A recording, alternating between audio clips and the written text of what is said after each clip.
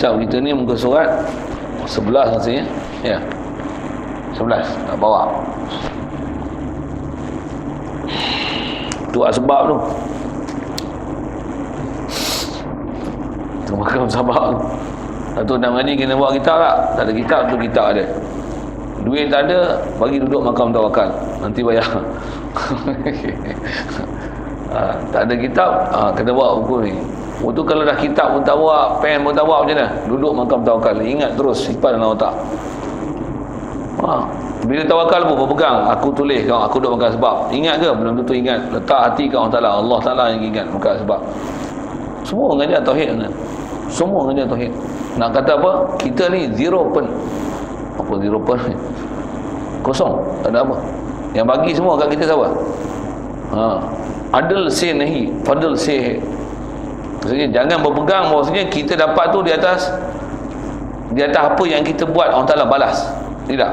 Tapi apa yang kita dapat ialah limpah kurnia Allah Ta'ala beri kita. Tu fadil say, adil say nahi. Bukan di atas adil kita. Kita buat Allah Ta'ala bagi. No. Semua tu adalah fadil say. Kata Allah yang beri. Bukan di atas kebijaksanaan kita. Semua mengajar. Tapi macam mana? Tak payah bagi tahu ke?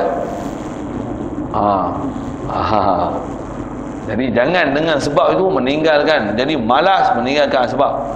Sampai meninggalkan sebab. Kerana konon nak duduk tawakal. Dan jangan pula buat sebab sehingga tak berpegang Allah Ta'ala, berpegang dengan asbab. Macam mana nak duduk tempat tu? 11. Dan jika muafakat, tak bawa kitab juga. Ya Allah, tinggal lama sangat kot. Ada? Tak ada? Betul tak? Situ tak? Betul tak? Okey.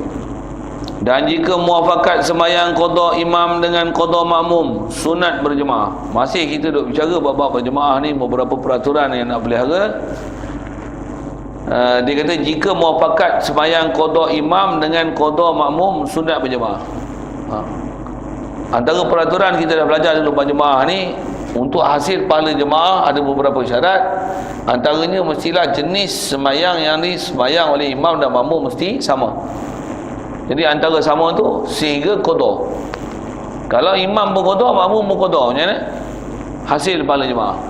Satu, kalau kita ni dulu banyak silap, semua banyak tinggal sembahyang subuh apa. Tanya, kau buat sembahyang apa ni? Aku qada sembahyang subuh. Jom kita sembahyang sama-sama pakai qada. Engkau imam, kami makmum. Kalau kau letih, kami pula imam. Tukar. Qada pun boleh, pahala jemaah pun boleh. Macam nak sebut situ lah. Dan jika tiada muafakat seperti zuhur dan asar, maka iaitu khilaf aula. Dia kata khilaf aula, menyalahi yang lebih utama.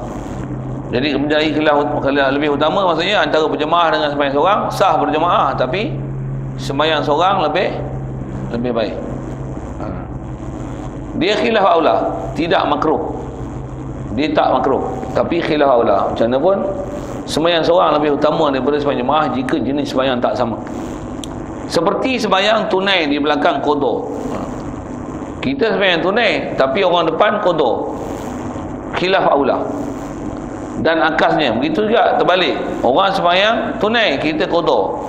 Juga istilahnya khilaf aula. Baik. Dan fardu di belakang sunat, serupa juga. Orang sembahyang sunat, kita sembahyang fardu. Selalu orang tanya bab sembahyang tarawih tu lah. Orang sembahyang tarawih kita ikut, tapi qada subuh. Sah berjemaah, tapi khilaf aula. Walaupun khilaf aula, kalau tak ikut macam tu, pakat tak qada lah. Ikut je lah. Untuk supaya kita boleh ada kekuatan untuk qada. Dan akasnya begitu juga sebaliknya, maksudnya sembahyang sunat di belakang sembahyang fardu. Dan jika berlawanan sembahyang di masjid seorang dan sembahyang di luar masjid berjemaah. Okey, satu lagi kes. Jika berlawanan, maksudnya ada pertemuan macam ni. Sembahyang di masjid tapi seorang. Pasal masjid tak ada orang, pasal pengajian tak ada apa pun tak ada. Tok imam pun tak datang. Tok Bilal pun tak ada. Kalau kat masjid, tapi dapat fadilat masjid lah, iktikaf. Tapi seorang. Dan sembahyang di luar masjid. Masuk luar masjid ni surau ataupun di padang, tapi ada jemaah. di luar masjid berjemaah. Kata dia apa? Hendaklah didahulukan jemaah. Jadi kalau bahasa kita, surau jemaah, masjid seorang. Macam mana? Pergi surau jemaah. Sebaik-baik macam mana? Bawa jemaah tu pergi masjid. Untuk masjid jawatan kuasa tak elok macam mana? Tukar jawatan kuasa. Kasar lah sikit tu. Tapi macam mana buat tu lah. Zaman kita sampai suasana masjid macam tu lah. Masjid tak ada pengajian, kadang surau penuh. Saya pasal ada pengalaman adik duduk Selangor, dulu macam tu. Tapi sekarang bila dah tukar sikit suasana, masjid dah boleh buat program, surau dah banyak. Buat macam mana? Kalau ikut cadangan yang baik lah, semua program di surau tu centralize kan dia buat pergi masjid. Itu cara menyelesaikan. Jangan kekalkan masjid terus tak berfungsi, sedangkan dia punya jawatan kuasa dah tukar, semua bagus-bagus, jadi masjid kosong lah. Sampai jadi bertembung, masjid buat program, surau pun buat program, sampai pakat tak ada program Melaka, dia macam tak ada orang di masjid. Silap pengurusan tu, tak kena gaya tu. Okay. Cuma kena bijak juga menyelesai apa-apa. Ada kes-kes yang macam tu. Macam mana pun asal yang sebut, kalau sembahyang masjid walaupun masjid tapi seorang, tapi kalau kat surau berjemaah, elok berjemaah lagi. Pasal apa? Kerana kelebihan bergantung dengan diri ibadat adalah lebih aula daripada kelebihan bergantung dengan tempatnya. Kalau kaedah bahasa Arab disebut macam ni, al-fadilatul muta'alliqatu bidzatil ibadah afdalu minal fadilah muta'alliqati bi zamaniha. Ada satu lagi kaedah bi zamaniha wa makaniha.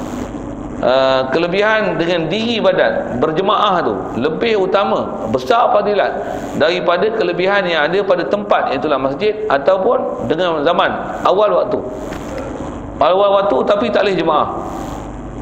Zuhur itulah kita azan 1:30 tak ada orang, tunggu. Kalau sembahyang boleh awal waktu tapi seorang, tapi pukul 3 lagi baru orang kilang rehat apa-apa, baru boleh jemaah. Pasal dia orang mau main sembahyang. Macam mana?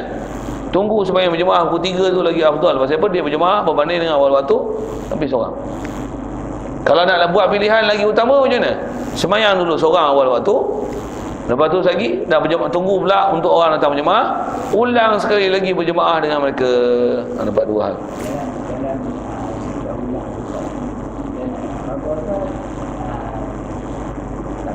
Tak ada qada. Kalau memang ada qada lah. Kalau tak ada qada, niat pasal untuk sahkan sembahyang ulang ni, niat imam atau makmum tu mesti ada. Aku sembahyang pada zuhur 4 rakaat ikut imam, sah dah. Kalau memang ada qada, niat qada. Kalau tak ada qada, itu dah memadai untuk diniat bagi mengikut imam tu yang sembahyang ulang. Okey.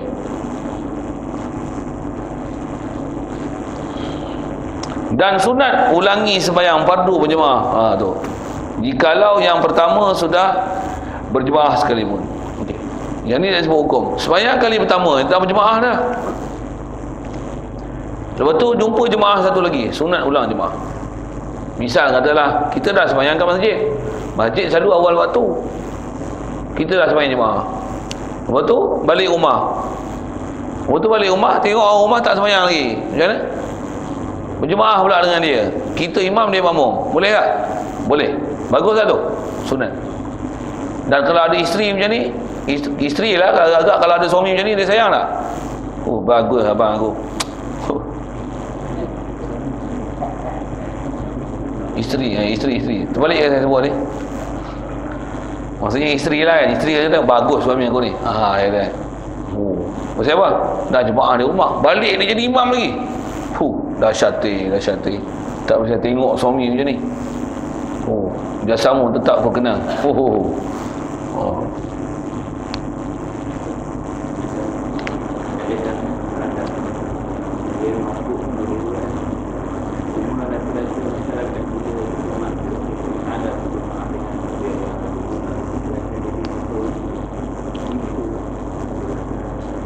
Masalah masbuk ni yang ada dengan ulang.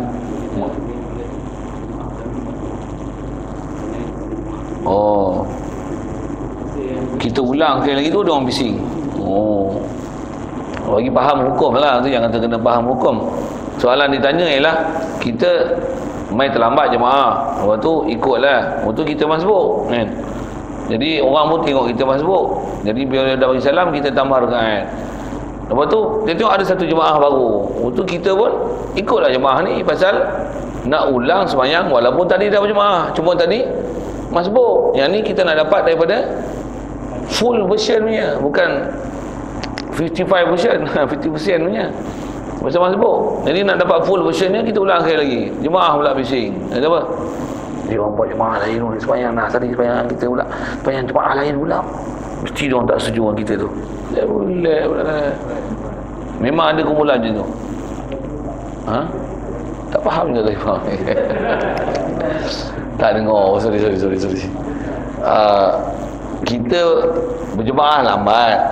Betul, tapi berjemaah. Kan ayat ni tadi sunat berulangi sembahyang berjemaah. Sunat ulang sembahyang fardu walaupun dah sembahyang pertama dengan berjemaah. Jadi kita berjemaah tadi, cuma tadi masbuk ataupun tak masbuk lah katalah itu. Lepas tu ada jemaah lain, untuk kita sembahyang sekali lagi. Biasanya kalau orang tak faham hukum dia kata apa? Dia akan cakap belakang lah, kata apa? Dia orang ni tadi dah sembahyang dengan kita. Tadi sebut macam ni, saya tak faham ni. Tadi dah sembahyang dengan kita, ni sembahyang sekali lagi. Dia orang ni fahaman apa keluar ayat ni tu kan. Bukan payah jawab. Fahaman apa? Fahaman bodoh lah korang. Itu dah suruh mengaji, tak mau mengaji. Bila dah buat macam tu jadi pelik pula kan dia. Padahal pelik ke? Tak pelik. Sepatutnya jangan pelik lah tu. Macam sikit masalah lagi nak sebut. Ini pun masalah semalamnya saja nak ulang sikit kat sini. Macam kita mengajar kadang habis lambat tu dia. Kalau saya punya style memang saya suruh azan lepas daripada mengajar je. Walaupun ada tempat lain lepas lah. Masuk je isyak dia azan, tapi tak sembahyang lagi, sambung lagi mengajar. Jadi ada tempat dia pelik apa? Macam kita ni lagi pukul 10 baru azan. Dia kata apa azan pukul 10 ni? Sembahyang mayat ke? Tuan-tuan nak jawab apa dulu? Jawab. Sembahyang mayat? Biar benar ke? Bodoh tu kan mana langsung. Sembahyang mayat mana ada orang azan weh? Azan ni sembahyang fardu lah. Untuk kena ke 10. Dah pukul 10 habis mengaji. Azan lah pukul 10. Kata dia bukan azan masuk waktu ke? Azan bukan untuk masuk waktu. Azan adalah untuk panggil jemaah. Bagi faham hukum tu, baru tak timbul masalah. Jadi kalau ada orang hingat-hingat tu apa pasal? Jawab. Tak faham hukum. Taman kata pelik. Zaman ni je pelik pasal zaman ni orang tak buat macam mana yang kalau perjalanan yang kalau saya punya kuliah lah kan. Zaman dulu macam mana? Saya kecil-kecil dulu biasalah azan pukul 10. Tambah kami duduk pondok, tok guru kadang baca kitab panjang, 3 kitab 4 kitab kat pukul 10, 10.30 baru habis baru azan. Saya pergi Belah Petani tu ke 11, ke 12 baru azan. Isyak pukul 12. Lepas maghrib tu sembahyang sunat apa, baca satu kitab. Habis pukul 12 malam tu. Baru azan. Allahu Akbar, Allahu Akbar. Pukul 12. Boleh? Tak ada masalah.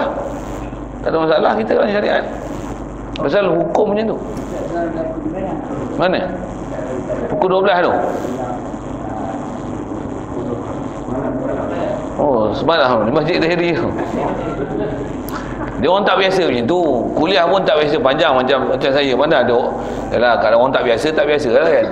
Kadang-kadang mana ada orang biasa kuliah sampai pukul 10. Semalam hampir pukul 10 jugalah kan. Lepas tu Tok Bilal tu dah tanya saya awal lagi. Masjid tu memang biasanya kalau masuk isyak dia azan. Tok Bilal pun dia dah tahu saya punya pasien. Dia tanya, Ustaz nak azan awal waktu ke? Masa waktu isyak ke? Nak azan selepas? Saya kata selalu macam mana? Dia ikut Ustaz lah. Mana-mana boleh, mana-mana pun tak apa. Kata kalau ikut saya lepas mengaji lah. Itu yang kaedah yang betul, yang asal. Kata dia tak apa lah. Rupanya kat situ tak pernah buat kot. Bilal tu tak apa pasal dia pengetahuan. Pada dia tak ada masalah. Dia pun tahu saya siapa kan. Jadi saya cakap tu tak ada masalah kat dia. Bila dia buat gitu pakai bisin pula dah. Sembahyang mayat ke?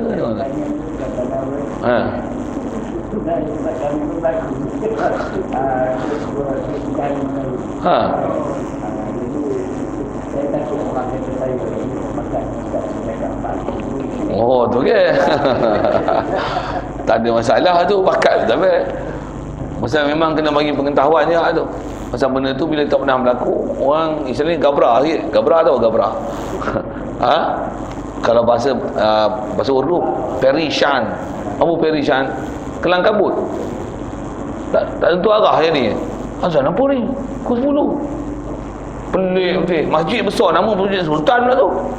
Sultan saja, tapi tak reti. Siapa tak reti? Memang lah tak reti. Dia kata kita tak reti. Kesian sungguh dia orang ni lah. Itulah suruh mengaji tak ramai. Allah. Orang macam ni kita terus melatah lah. Kita kalau jumpa orang macam ni, kita terus melatah. Diam je, senyum je. Kau ni faham apa? Kenapa? Apa masalahnya azan pukul 10? Tak pelik pada orang. Taklah pelik tapi betul. Ya, kalau kita akan tadi kita tak sayang kita akan duk mengajar lagi, bising juga lah. Sebenarnya dia orang tak mahu mengaji sebenarnya. Kalau boleh tu masuk je azan, masuk je waktu isyak, azan macam mana? Berhenti terus. Dia nak macam tu. Dia tak nak macam kita ni. Dah tu, habis satu kitab, buka satu kitab lagi. Kata dia. Udahlah tu, padahal lah katanya. Nak cari syurga tinggi mana lah tu. Keluar ayat-ayat macam tu lah. Okey, siap. Kat sini pun berlaku juga ya. Baik. Dan tiada sunat lebih daripada sekali. Okey. Tak sunat mengulangi sembahyang fardu lebih daripada sekali. Maksudnya dah sembahyang jemaah untuk ulang. Dah tak ada sembahyang ulang melainkan berjemaah. Dan tuntutan ulang sembahyang tak dituntut lebih daripada sekali. Siap. Ayat hukum mesti ambil betul-betul. Biar benar faham macam mana. Tak dituntut berjemaah lebih pada ulang sekali. Maksudnya dah sembahyang, ulang sekali. Ulang kali kedua tak dituntut. Ulang kali kedua selepas daripada ulang sekali itulah kan. Yang tu tak dituntut dah. Itu sembahyang fardu. Kalau sembahyang jenazah memang tak dituntut ulang. Haram tu dari segi tak dituntut. Makruh. Haram tu tak pendapat kuat. Seingat saya dia tak sampai tahap haram. Maksudnya dah sembahyang jenazah dah kat rumah. Lepas tu dia orang pergi ke masjid, ada sembahyang jemaah sekali, sembahyang jenazah sekali lagi. Dia ulang sembahyang jenazah sekali lagi. Dia istilahnya bukan haram, dia tak dituntut. Kalau buat ada wajah makruh. Bahkan kalau ikut hukum fiqh sembahyang jenazah ni, kalau nak sembahyang rumah kalau ikut tak ada tuntutan pun untuk sembahyang di masjid dah. Macam apa? Sembahyang teruslah ke bumi. Kalau siapa nak sembahyang, pergi sembahyang kat kubur. Itu fiqhnya.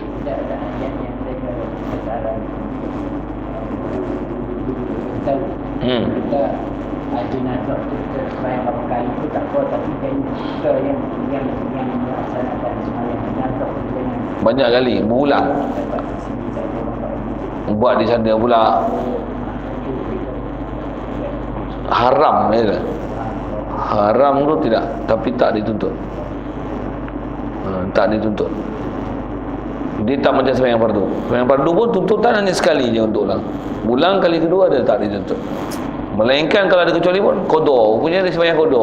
Ulang kau 100 kali pun. Baik. Dan jatuh yang kedua tu sunat. Kalau kita sembahyang pertama dah, lepas tu sembahyang kedua, kaedah asal kita dalam mazhab Syafi'i, sembahyang pertama itu adalah fardu, sembahyang kedua adalah sunat. Okey, siap. Bukan sembahyang untuk sembahyang sunat, martabat dia itu sunat. Satu kita ada belajar, saya tak ingat dia sebut sini ataupun tidak, nak kena faham martabat sunat tu. Satu kalau ada orang saya macam ni, sembahyang jamak misalnya, jamak takdim. Syarat jamak takdim ni mesti ada niat sembahyang, niat nak jamakkan sembahyang kedua dalam sembahyang pertama. Dalam sembahyang zuhur tu mesti ada niat, aku nak jamakkan asar ke zuhur ni, mesti ada. Tak syarat pada takbiratul ihram, tapi mesti dalam sembahyang pertama. Katalah orang ni dia sembahyang zuhur, dia tak niat nak jamakkan asar ke zuhur dalam sembahyang, tak teringat sikit pun. Sembahyang tak teringat. Lepas tu dia fikir, oh Allah tak niat nak jamak lah. Okey, selesai dah sembahyang dia. Macam mana dia nak buat teknikal supaya boleh jamak? Kata macam ni ya, sembahyang zuhur sekali lagi, sembahyang zuhur sekali lagi, ulang untuk niatlah supaya nak boleh jamak. Dengar elok. Tak sah untuk jamak dah masa itu. Pasal apa? Pasal sembahyang yang diulang adalah hukum martabat sunat. Dia tak dapat martabat fardu. Untuk sah jamak mesti niat pada sembahyang yang martabat fardu. Boleh.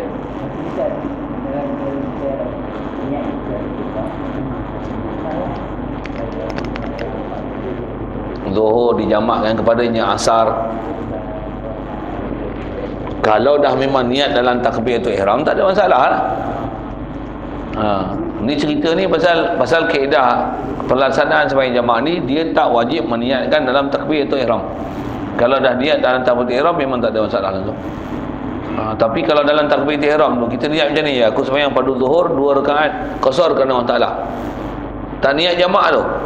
Dalam sembahyang tu mesti kena ada niat jamaah. Setidaknya aku nak jamak takdimkan asar ke zuhur. Contoh, mesti ada niatnya tu, kesengajaannya tu. Pasal dia tak syarat mesti niat dalam takbiratul ihram. Ni tak ada langsung. Kalau tak ada langsung, tak boleh teruzur dah untuk jamak sekalipun dia ulangi sembahyang. Pasal sembahyang yang kedua martabat dia sembahyang sunat. Okey.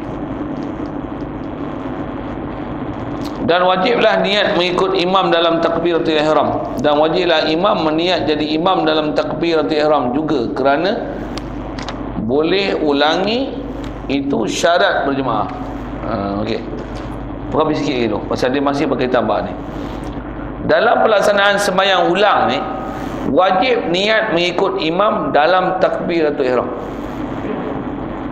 Betul? Dan wajib imam niat jadi imam dalam takbiratul ihram. Sembahyang ulang tu. Pasal apa kena niat jadi imam atau makmum ni? Kerana boleh ulangi itu, nak boleh ulang tu syarat dia berjemaah. Syarat dia berjemaah. Apa maksudnya? Sembahyang mula-mula, sembahyang seorang boleh, sembahyang jemaah pun boleh. Bila nak ulang, haram mengulang sembahyang fardu yang telah dibuat sembahyang sama ada dalam keadaan berseorangan ataupun berjemaah yang pertama. Haram mengulangkan dia seorang diri. Bila haram mengulangkan dia seorang diri, wajib berjemaah. Bila wajib berjemaah, wajib niat jadi imam untuk siapa yang jadi imam, wajib niat jadi makmum untuk siapa yang jadi makmum bagi orang yang nak ulangkan sembahyang.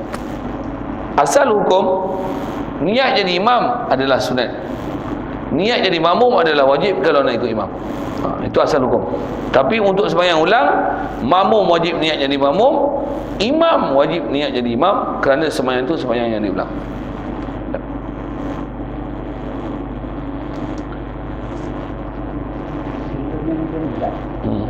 Kita nak sembahyang siapa? Kita datang pada pertemuan lagi. Maksudnya berpanjang kan? Itu tak ada lagi. Orang kata tak ada kemampuan jadi imam.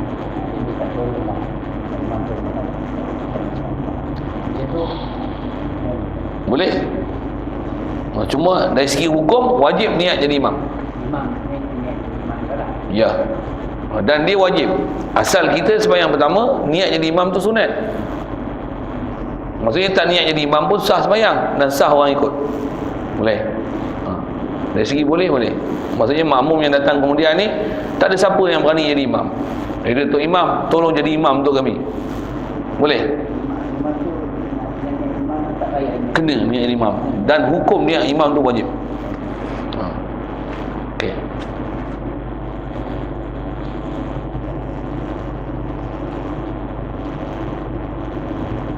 Dan jika nyata punah sembahyang utama, ikut itu. Bismillahirrahmanirrahim. Allahumma nawwir qulubana min nur hidayatika kama nawwartal arda min nur syamsika wa nabada bi rahmatika ya arhamar rahimin warzuqna fahman nabiyyin wa hifzal mursalin wa ilhamal malaikatil mukarramin wa sallim tasliman ala jamil anbiya'i wal mursalin walhamdulillahi rabbil alamin. Assalamualaikum.